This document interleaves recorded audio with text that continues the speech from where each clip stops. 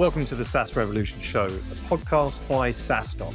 Here we interview SaaS founders from around the world who've been there and done that, as they share the ins and outs of how they built their businesses, their operations, their path to securing investment, and more.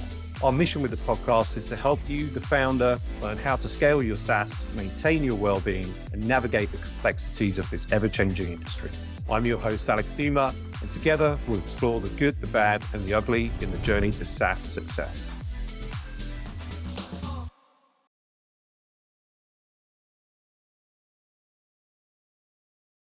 Welcome to the SaaS Revolution Show. I'm your host, Alex Theuma, CEO, founder of SaaStock. Delighted to be joined today by Jake Dunlap, who is the CEO of Skaled Consulting, but also best-selling author and has a new book out, which is called The Innovative Seller. Was actually just out yesterday on Wiley. I'm looking forward to getting my copy at SaaStock USA. Hopefully Jake's going to sign it for me. And delighted to have you on the show. Jake, how's it going? It's going great, man. Yeah, it's pretty exciting to... it's been a lot of work to get to this point, but excited that it's live and getting a lot of really positive feedback, which is, always great as well. How long does it take to write? How long did it take to write this book?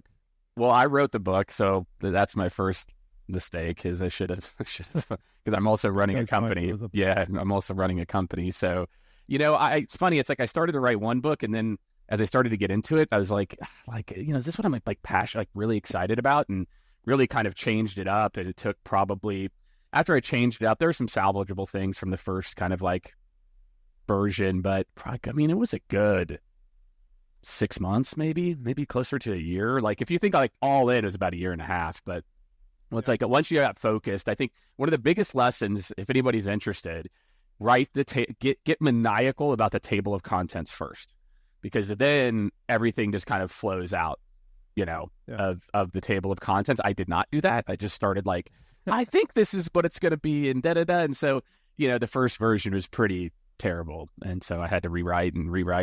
So write the table of contents. I think if you do that, it saves you a lot of time. And as you said, you're a CEO of a company as well, right? Yeah. You've got a business to run. So when were you doing the writing? Was it, first thing in the morning every day, or was it did you have a schedule? After hours. Yeah, exactly. Yeah. After hours was pretty much where I tried to block, 4 or 5 hours in a day, a week, to try to just, bang through it, but mostly after hours. Okay. Very cool.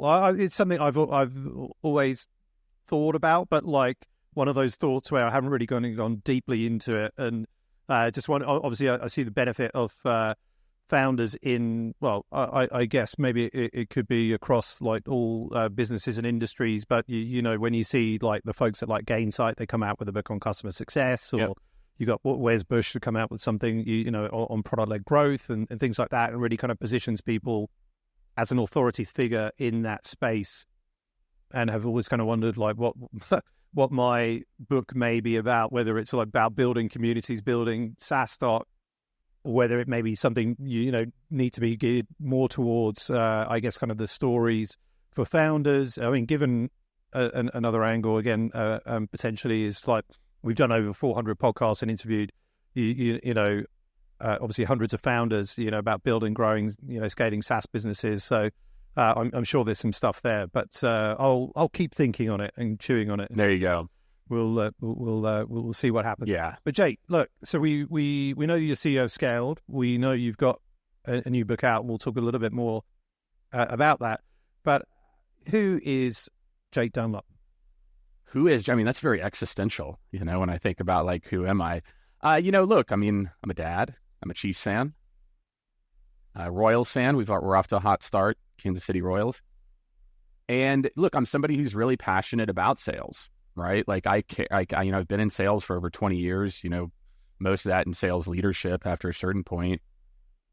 And, I'm somebody who is also really, I love the future. I love generative AI and the changes and transformation it's going to be. And I'm somebody who always is kind of thinking about, where is the ball going, and kind of disrupting the status quo, which, when I was full-time would get me fired from time to time. But, now that I don't have a boss to answer to, it's a little bit easier. how long have you been running Skaled? And then let's go, I guess, into the founding story. Why did you decided to be your own boss and build Skaled? Well, it's been 11 years, which is crazy to kind of think out loud. And I never thought I would start a company. I never had this like big, I'm going to be an entrepreneur, kind of, I guess, vibe or thought process like I think a lot of people do today. I think what it was is it's a multiple time VP of sales, was very successful at the work, building the sales org, scaling sales really quickly. And I really enjoyed it. And I think after my second VP of sales stint, I was just like, what's next? Like, is this my life now? My life is just going to be, because look, for all of you, and like, let's just call it what it is, right? If you're a sales leader, you're going to have runs of a year and you're going to have runs of 3 years and 4 years, but you're going to be replaced, right? There's very, very few sales leaders who said, yeah, I've been at the exact same high growth company for 6 years. It doesn't happen. And I thought to myself, just being very realistic, like, is this it? I'm just going to go from company to company. I'll make equity and money and it'll be great, but am I fulfilled? And I was like, why am I doing this for other people? Why don't I just go help companies do it at scale?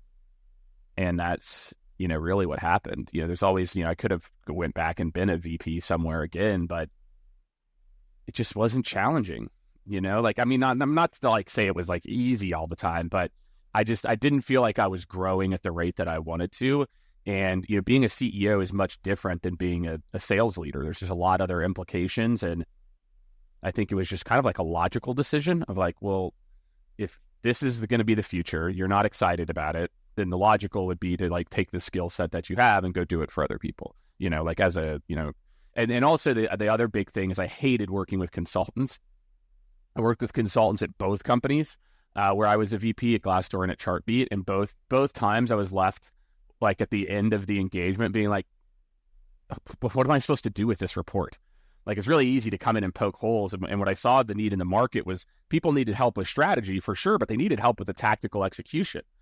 And so that's really one of the foundations of why I started Skaled was, to just be, marketing gets all the support. They've got a PR agency, a web design agency, a performance marketing agency, all these experts that they bring in that can be truly experts in sales really that didn't exist. And, now for revenue operations and the different things with process improvement and technology, we really are, that firm for companies to be that kind of tactical, strategic plus tactical, partner. And what size, what type of companies, what size are these? I'm sure that you're probably not a good fit for everybody, right? Yeah. Usually these are companies, we're working with companies that already are, doing at least a few $1 million in revenue. Usually that's when there's a stage in company. It's funny. Companies will come to us early and I'm like, go figure it out. Like, you don't need a repeatable process. You just need something that works. Too many people try to focus on being scalable too fast. And then, or they think, I'm doing $1 million and I've got product market fit, which is not true.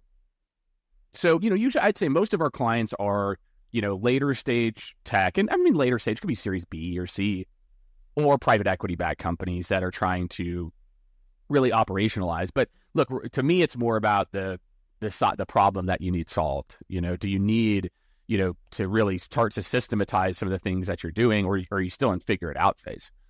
And that's a really important distinction, I think, for a lot of companies where it's like, no, like the answer is to just grind your face off for a little bit longer. Like there is no repeatable machine to be built yet, right? And so, but a lot of people want to try to put in place something too soon sometimes. Any data you can share both about, I guess, Skaled and like just paint a picture about your business and what that looks like, but also perhaps, I guess, seeing that you've been going for like 11 years, like whether like how many companies you've worked for or like how you've helped them, what the ROI, has been, that sort of thing could be interesting. Yeah. We've worked with thousands of companies at this point, which is pretty wild to think about. And we've got, kind of a part of our business where we do a lot of sales technology implementations as well too, for tools like Outreach, SalesLoft, and others, where we're their kind of first or premier partner to, do deployment. So, for us, like, on Outline, like on the outbound side, we've got tons of success stories of, pretty within the first 4 weeks, almost without fail, we can improve your outbound results by 10% plus in 6 weeks, like no problem. That to me is like one of the more tangible ones. We've got a client right now. We just did the measurement, with their sales cycle, like their win rate increased by 8% in the first, 12 weeks. So, for us, it's like, those are the metrics we're usually focused on. It's not about doing the work. RevOps kind of gets a bad rap where it's more about like answering tickets or something versus like, no, it should drive sales performance. So, we think of like increase in outbound, meeting set. We look at average sales cycle. Are we able to bring that down? Average sales price. Are we able to bring that up if that's what makes sense? And then conversion rate by stage. Like, are we getting more people through, the right people through to certain, parts of it? Very cool. And obviously, I mean, I mentioned that you're speaking at SaaStock USA and you're going to be doing a debate with Kevin Dorsey, which I'm very much looking forward to. Actually bumped into KD because like I mentioned before we started recording, I was in Austin the other week, which is where you're based. That's right. Fast becoming my favorite city in the US. There we go. But looking forward to that. And obviously the debate is not going to be about your book and whether you should have written it or not. We'll come to that sort of later in the podcast. But I think right now let's talk maybe a little bit about the book and kind of what's inside that and why it's important, I guess, kind of for those that are listening, whether it's founders or VP of sales today, and then maybe go through I guess some bits around sales tech, the state of sales tech at the moment. I mean, I've been hearing some bits that it's obviously it's a very competitive space now, sales tech, and a lot of these companies perhaps are finding it quite difficult right at this moment. And I've seen, not with us, I mean, we're not really a sales tech conference, but I've also seen like some people that are in that space that have had a lot of these, sales tech companies like SalesLoft and Outreach and, cancel their contracts for this year because they're finding some challenges or they're just cutting back. So like maybe we can, kind of touch on that as well. But should we start a little bit just around the book, what people can expect kind of within that, what they can learn from it, maybe some tidbits that people can get to perhaps think about now and apply to their business? Yeah, for sure. So the book, it kind of hinges around what every book needs an acronym as well too, right? The concept of what became the 4 C's, which is commitment to AI and technology proficiency, current go-to-market strategy, customized sales experience, and consistent performance optimization.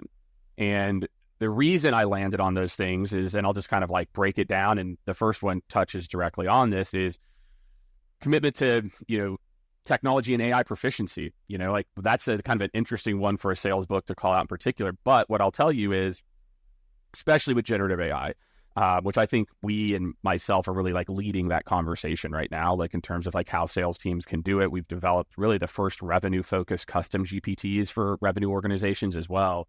Sales leaders have, and sales reps too, have outsourced their knowledge of what these tools are capable of for too long.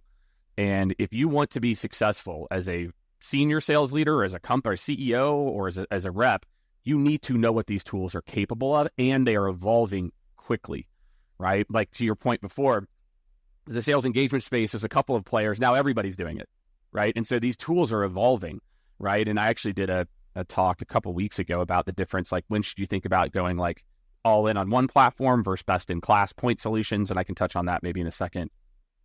But you as an organization, as an individual, you have to learn how to use generative AI. There is no more important thing as a CEO than you could do than to fire yourself as CEO and spend 2 full days testing the bounds of what ChatGPT is capable of. It is a transformational way and a change in the way that we solve problems as human beings. And so I talk in the book about how can you do that? Like how can you build out kind of a routine to where you are staying on top of that, because it is just that important. And then we've got current go-to-market strategy, which really just talks about finally making the shift away from volume as like the leading indicator of potential success. And I tell the story in the book where, look, we based a lot of our funnel metrics on a book called Predictable Revenue. And Predictable Revenue is a fantastic book. Love Aaron. But what you have to think about, all the activities people were doing in the 2000s were customized outbound activities. There was no such thing as a sales engagement platform. Yeah. So when every activity was high quality, more activity was more high quality activity. All of the activity was the same. So it was a controlled variable to where you could say, when I increase this, it does get more output. You fast forward to today, and the types of activities are all over the place. And it's really easy for a sales rep now to just hit send and not customize. So activities is no longer a leading indicator of meetings set or qualified meetings. We have to move to a concept called meaningful conversations, which is just how many connections did we make that day, people that responded, they're putting us in touch with the right people. Because if Jake can get there with 20 personalized videos, Susie gets there with, 500 cold calls a day, whatever. We've got to start to move toward, allowing people to do what they need to do to be successful. I'm okay with like some type of activity in there, but using activities as a leading indicator is a losing battle today. And it's why, I don't know, our last report said 9%, but it was between 9 and 17% of people actually hit their outbound targets. Companies actually hit last year. So that's a really core component and I talk a lot about too in those chapters about the idea that we have to move away also that scalable equals automated.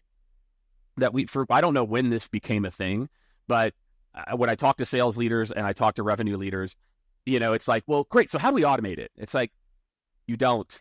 Like, there's a last step where, that's why Tesla has human beings on their factory floor. It's called quality assurance, right? And that is where your BDRs or your sales reps come in, is at the end to personalize and to make it targeted. And if you want to hit outbound numbers, it's really not that hard today because everyone's just being lazy and trying to automate everything.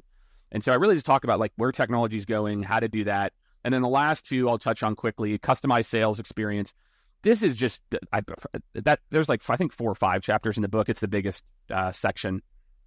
But in that in particular, what I dive into is this idea: we have got to stop treating like every customer with the same exact sales experience, right? I can come into a company today. I go to SaaStock. I meet somebody. I hear about these tools. I go and I do my research. And I come in and I have to talk to someone who's going to try to qualify me. It's like, dude, I've already done the research. I've talked to 5 people. I should be at step 3, right? Where other people might be cold. So we talk about this concept of vecs, which is vetted, educated, cold, and self-service. That every sales modern process needs to be able to meet customers the same way our B2C experience meets us where we want to. We have to bring that to B2B. And so we talk about this idea of how you can do that. We also kind of talk about how Medic is, fairly archaic at this point. Medic was developed in 1996. Like the internet was new then. And so this idea that there's a decision maker, like one person on high, or an economic buyer, like people buy in teams today. And so we also talk about the concept of how do you think about you're moving an end user team. So somebody who's going to get utility from the product. It doesn't have to be software, any B2B product. And then you have an impact and ROI team, and there's overlap, right? You need one team of people that all of them need to be bought in, that this is going to solve a problem in their day-to-day. And then you need another team of people that see the impact. And so we talk about, so how do you marry those two things together to create a sales experience that meets your buyers where they're at and the teams within your buyers where they're at in the process? And last but not least, consistent performance optimization. Sales is crazy to me. Companies spend, $300,000 a month on SDRs, and then they optimize their performance, like the sequences, every 6 to 24 months. Which is insane. If you were spending $300,000 a month on Google AdWords, you're paying an agency 10 to 20% of that spend to optimize it daily and weekly. And the goal is the same: generate qualified opportunities. So why aren't you optimizing your outbound processes and for that matter of fact, your sales processes in a more consistent, basis? We've got to stop trying to do these big overhauls and realize that's not actually how you win. You win by looking at the data and making consistent improvements. There's a lot of stats and things in the book that talk about the impact of taking a more consistent look at your processes versus these kind of big projects that sales seems to think is the right way to solve things, which is these big overhauls versus micro improvements regularly. So that's it. And there's a lot there. There's a lot there to dive into. Yeah. That's the crux of it. Yeah. But I mean, it all sounds fascinating, and I think, as you say, as it's new, and you mentioned obviously predictable revenue, which I think has been like a Bible to a lot of SaaS companies, but certainly when we started SaaStock back in 2016, I would say it was, but I've definitely heard, I would say, like anecdotally over, kind of the last few years, people saying, well, look, obviously it was great. It worked then in 2000, for Salesforce, and times are changing, right? So whether you can still take that playbook and use that now and build out your SaaS company, perhaps not. And so it'd be very interesting. I'm looking forward to reading this, and I love the thing around, we talk about the I think it was the current GTM, and not looking at volume, but actual kind of, let's say, real conversations and connections. And as well, I think that's a great, perhaps, sort of a mindset shift for a lot of people to think about, right? Because like we can spray and pray, and hope to get a couple of people to respond to a mass automated SDR sort of outbound, but it definitely doesn't feel like that's what people are kind of looking for today, and certainly like email, as a channel, it's getting very crowded, right? Yep. And a lot of people, because of all of this, I guess sales tech and an enablement and automated, emails, it feels that people are getting more and more, like, I don't know, muted towards to emails. So perhaps how would you say like getting these kind of conversations going through what channels? Oh my God. Yeah. The bar is so low. Guys, I'm not going to tell you anything revolutionary right now. I'm actually going to tell you something which is like the test of time. Do you actually even know what for me, a CEO of a professional services business challenges are? Can you put together a piece of content that says, hey, Jake, I work with CEOs of professional services companies, and here's the problem that I know exists, right? Is that a problem you've seen in your business? Yes. No. Okay, well, what about this problem? I know that this, my friends, the answer is actually to go back, which is like, look, and there's a difference between relevancy and personalization, right? Relevancy is like, look, I know the industry I sell into, and I know what the people that I sell into, I know what their challenges are. That's really the kind of the crux of, quantitative sales, right? Is, that kind of concept, right? Or what is it? Quantitative sales? That's really the key of like how you start to impact, and like the qualitative kind of like things that you need to bring to the table, which is, hey, this is how I can help you because I know what you do so specifically. So I don't give a shit if you do a smoke signal or you like mail them a letter. Relevancy cuts through the noise, right? And so that is the only way to be successful. That is it. It is singular. If you do not know how, if your team and your organization cannot send relevant messages, whether it's via video, whether it's via LinkedIn voice note, whether it's email or call, you will not generate meetings. So that's where the human comes in, which is, again, and we can use ChatGPT to get us those snippets. ChatGPT is fantastic at saying like, hey, I've never sold into industrial manufacturing before. What are the top 3 trends for VPs of operations in mid-sized firms in, for in industrial manufacturing and companies like this, insert link. Boop, toss that into ChatGPT. ChatGPT will tell you. So then I could take the trend and say, hey, here's my template, and then I'm going to customize it with relevancy. So that's the answer. Like, I think people want some, again, I think people want to hear me say like, well, there's this new tool you can automate. No, stop it. Like, you can set up your sales engagement platform. You've got the templates, and then a human does the last part. That's it. It's the only way to win, right? There's not a single company, and I will challenge, please, I'm still waiting, and I've said the same challenge on many podcasts. Show me one company at scale that is using one of these automated bots, right, to do LinkedIn or to do fake like sentiment analysis, and like Jake prefers the dominant conversation. Show me one where a company with 50 reps is using it at scale. Oh wait, it doesn't exist, my friends, because you have to use a human to do the last part if you want to be successful. So that's my high horse on that, because it's actually a very simple solve. It's I set up the templates, I set up my sequences, and then I teach my team how to use ChatGPT and tools to make things very relevant to my customer. And you'll win. You'll set meetings. It'll start working immediately. Like literally in the first week, it will start working. And that's what, we talked about before, results for clients. Like that's really all we're doing. It's kind of helping them to integrate ChatGPT to where your rep doesn't have to go spend 25 minutes researching something. They can spend 3, right? And we've got kind of a series of custom GPTs where a rep can literally, it's like insert the link, it's kind of, we've programmed it on the back end, and it's pretty badass in terms of what it can do quickly. So yeah, that's the answer, man. Make it relevant. Oh my God. Shocking. Yeah. Where can people buy the book, Jake? Oh, you can go to Amazon, you can go to Barnes and Noble. I don't remember. I think it's least expensive. You don't want to use the word cheap, right? I think it's cheapest on like Barnes and Noble, maybe something like that. But yeah, you can go. It's there. The Kindle version's out. Audio version will be out in a few weeks. So are you narrating the audio version yourself? No, they wouldn't let me. I was like, again, there's a whole bunch of things about writing a book that I had no clue, that publishers really aren't that helpful, just so you know that as well. But no, they hire a professional, and I'm like, I want to do it. And they're like, no.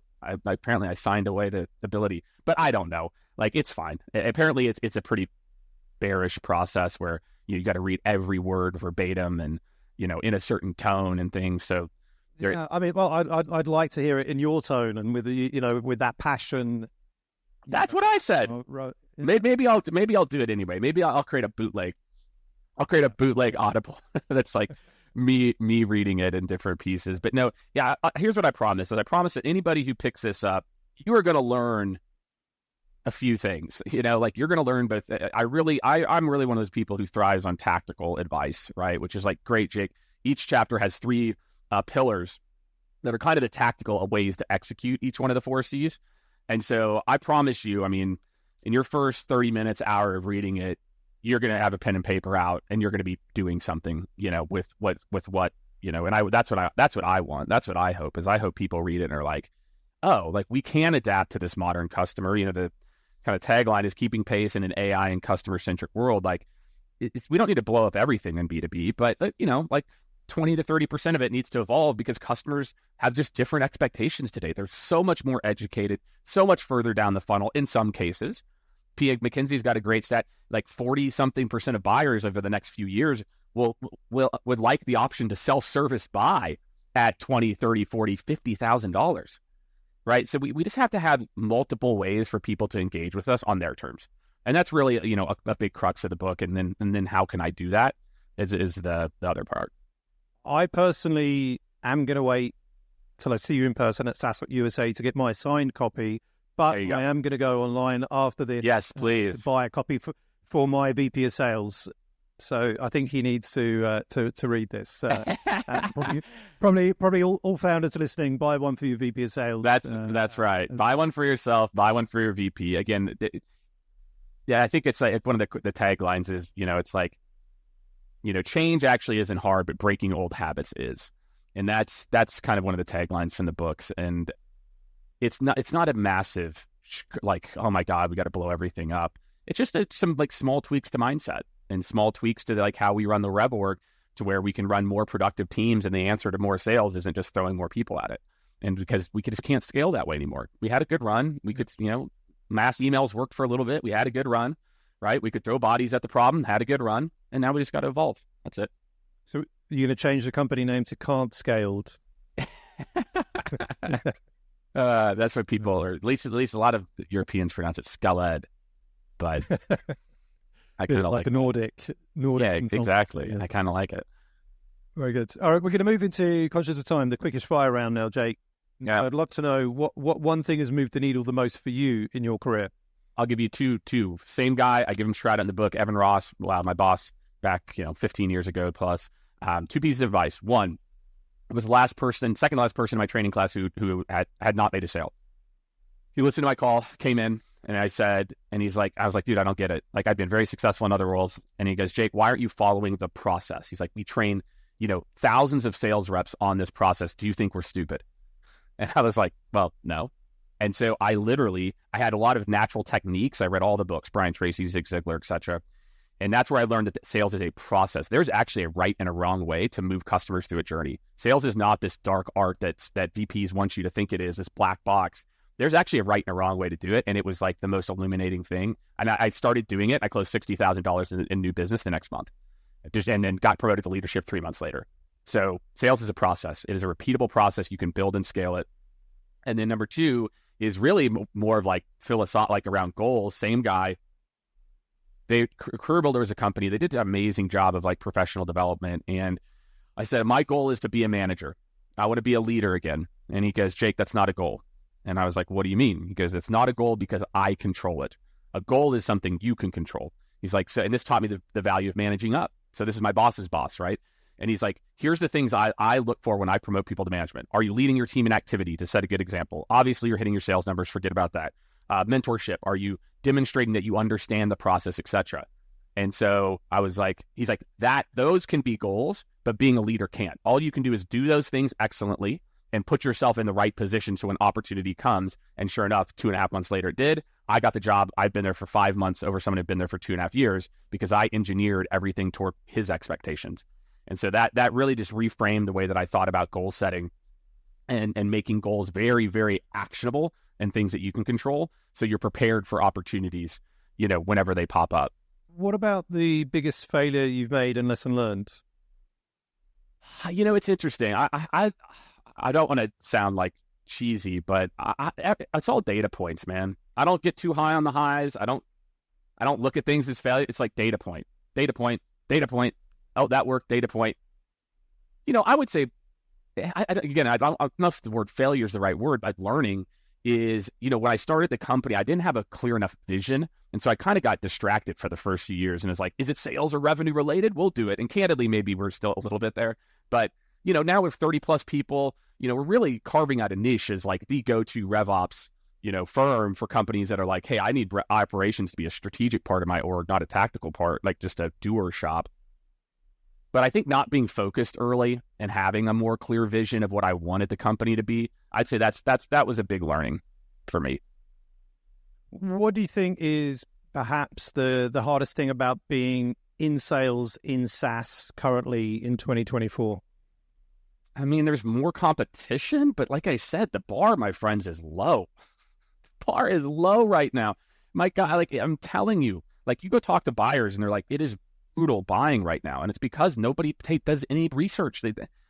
So I would say if you're in SaaS sales right now and you are not winning, you'd need to go back and re-listen to what I said it takes to win today. That if you as an individual, if you can't add value, incremental value to your buyer, they do not want to talk to you, right? We would prefer 44% of millennials said that they would prefer a salesperson less experience. And why is that? Because the salesperson is not adding value. So you have to really look yourself in the eye and say, am I adding value? Do I know my industry? Do I know what this person is going through? Because if not, I don't need you. And so that would be my call out to anybody in SaaS sales, but really it's any B2B industry as well. Aside from your book, what is your favorite book on business or sales? I guess kind of same thing, but and why?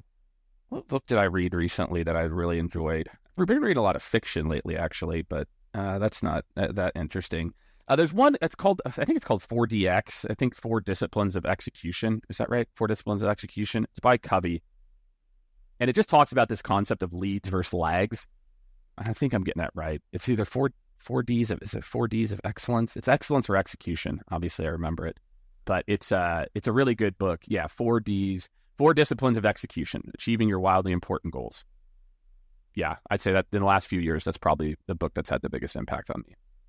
Awesome. Good stuff. And thanks for sharing that on the quickest fire round. And now as we wrap up, I think like we've mentioned a few times that you are speaking at SaaStock USA in Austin. You're an Austin resident. Mm-hmm. Can I ask, what is it you love about Austin? Austin to me is like the best of all worlds. We're in Texas. So there's also some very diverse thought here, which we will not get into. But, you've got people coming here that, kind of want to do their thing, and I really enjoy that. It's a great place for raising a family. It's very family centric and there's a ton of stuff to do. Like Austin is, I moved here from New York, right? And so I think my hesitancy was like, oh, God, nothing can compete with New York. So, is it going to be boring, et cetera? And it couldn't be further from the truth. There's so many great restaurants, so many great, little hole in the bars and just a really great quality of life to where you can hustle hard, but also have a really tight-knit community that's there to kind of help and support that you just don't get that in New York or other places. Yeah, awesome. I'm half sold on moving there myself, but and no state tax, right? So think about that as well too, right? No state tax. Yeah. If you're a founder and you're starting a company, we were headquartered in New York, in Manhattan. We were in Soho, right? So that's state tax and city tax. And so if you move to Texas, it's zero. So that's not bad. That's not bad for the bottom line. Let's put it that way. Not bad. And I mentioned you're doing this debate with Kevin Dorsey at SaaStock USA. What are you debating? We're going to talk about generative AI and its place in the sales world. Kevin and I, actually, we do a show. It's actually every other Wednesday. It's today. If you don't sign up for it, we'll send you a link. It's called AI Unleashed, where we talk about different applications of generative AI in the revenue organization. And so we're just going to talk about the pros, cons, hype, not hype. And, hopefully people are going to walk away with some really tactical takeaways coupled with, I got to get my ass in gear, like my friends, if I don't know what you're waiting for, like you are probably at least 20% more, less efficient than you could be if you're not using generative AI every single day. I am very much looking forward to it. It's going to be definitely one talk that I will watch or debate that. It's the only debate, actually. Kevin and I are such good buddies. Like it's going to have to be like, we golf together. We do, we've become really good friends, just both living here in Austin and being in the scene. So it'll be a fun conversation. Awesome. And I guess, people can meet you, in person at SaaStock USA and perhaps get a sign. Yeah, absolutely. As well. But what about before then, if people kind of want to reach out, where do people find you online? Yeah, come to LinkedIn. Come to LinkedIn, or you can go just Jake Dunlap /. I'm pretty active there. You can email me, jake@skaled, SKALED.com. And, I'm putting out advice on sales every single day on LinkedIn and sharing thoughts, insights from working with clients and what's working, what's not working. And, just love adding value and talking about sales. Never really gets old to me, which it's kind of weird. How long have you been posting daily on LinkedIn? 2018. I'm like, I might be I'm not going to say I'm the OG, but like I had a chance to meet Gary Vaynerchuk. I was, deep in his podcast and everything he was saying about Instagram. I'm like, this is just the same thing's applicable to LinkedIn. Like, why don't I just go do that? And sure enough, we generate 7 figures in inbound business from LinkedIn posting, organic, that we pay 0 for. So if you're not doing it, you should be. Yeah, I mean, just personally, I've been doing very kind of ad hoc. It's either like when I find time or when I have an idea, but I'm going to make it a goal of mine to start posting daily and just try and find. I know my voice, but what is the content that kind of resonates? And I guess share what you know. Translates into share what you know, man. Yeah, share what you know. Don't overthink it. Like his advice to me was just more. He's like, Jake, you get it. He's like, and again, it goes back to that mindset of it's all data points. There is no like a post does well, data point. Post does terrible, data point. Like I don't let someone's I post on YouTube pretty frequently too. Like, and that YouTube is where you get lit up, right? Like TikTok too. I mean, TikTok, Jesus, like you want to talk about if you've got a fragile ego, don't go there. You want to start to post. But LinkedIn's safe, man. Nobody talks trash. It's, it's pretty easy. Awesome. Good stuff. Well, Jake, can't wait to, get my copy of the book, Innovative Seller, and also seeing you in person at SaaStock USA. I'm pumped. Looking forward to be back in Austin, May 13th to the 15th. Thanks so much for being a great guest on the show. Thank you. I really enjoyed the conversation. Thanks, Jake Dunlap. All right. Thanks.